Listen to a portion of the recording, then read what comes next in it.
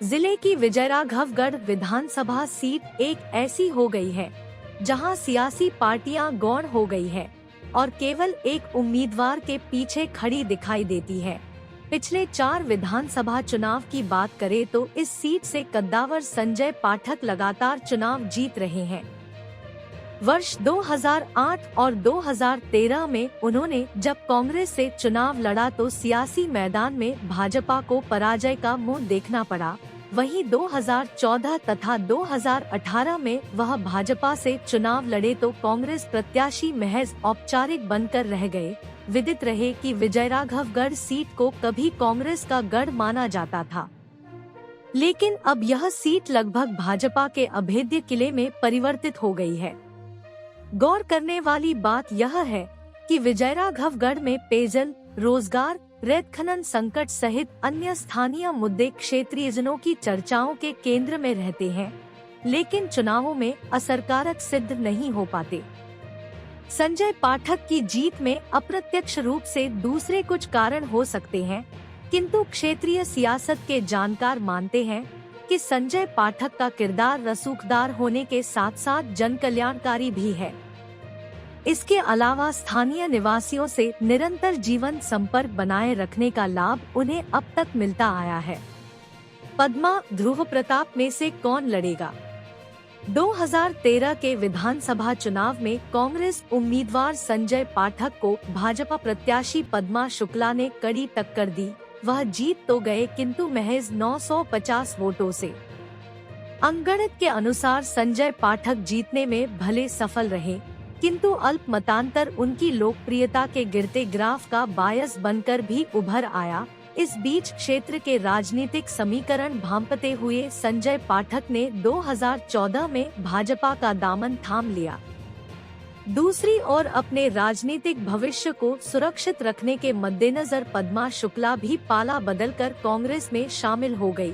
बाद में हुए उपचुनाव में पुनः दोनों नेता एक दूसरे के सामने डट गए, लेकिन पार्टी और सिंबल बदलने के बावजूद संजय पाठक 53,397 वोटों के अंतर से बड़ी जीत दर्ज करने में सफल रहे।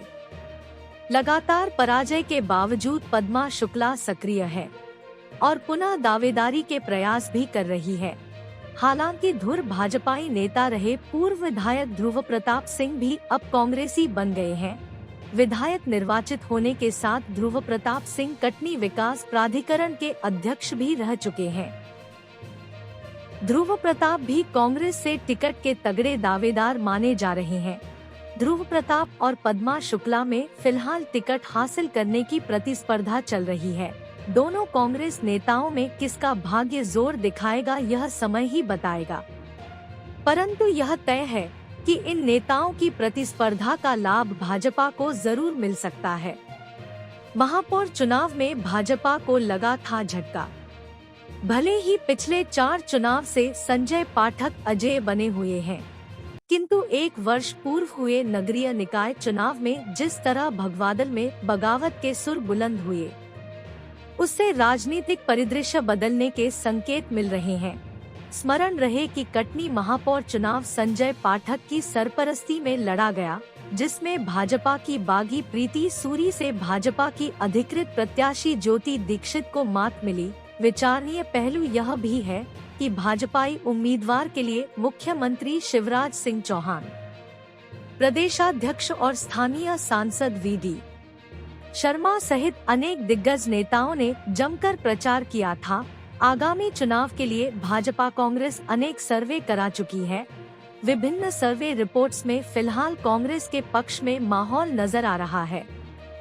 लिहाजा अनुमान लगाए जाने लगे हैं कि जिले ही नहीं अपितु प्रदेश की सर्वाधिक चर्चित विधानसभा सीट विजयराघवगढ़ का सियासी परिदृश्य बदलेगा अथवा जलधारा के साथ तैरने की रणनीति संजय पाठक अपनाएंगे। एंटी इनकम्बेंसी फैक्टर के सहारे कांग्रेस। विविध सर्वे रिपोर्ट्स में माहौल कांग्रेस के अनुकूल बताया जा रहा है और क्षेत्र के बड़े नेता माने जाने वाले पूर्व विधायक ध्रुव प्रताप सिंह तथा बहोरीबंद के पूर्व जनपद अध्यक्ष शंकर महतो ने पाला बदलकर कांग्रेस का हाथ थाम लिया है। लेकिन आम चर्चा है कि सियासी नफा अर्जित करने दोनों नेताओं ने पाला बदला है।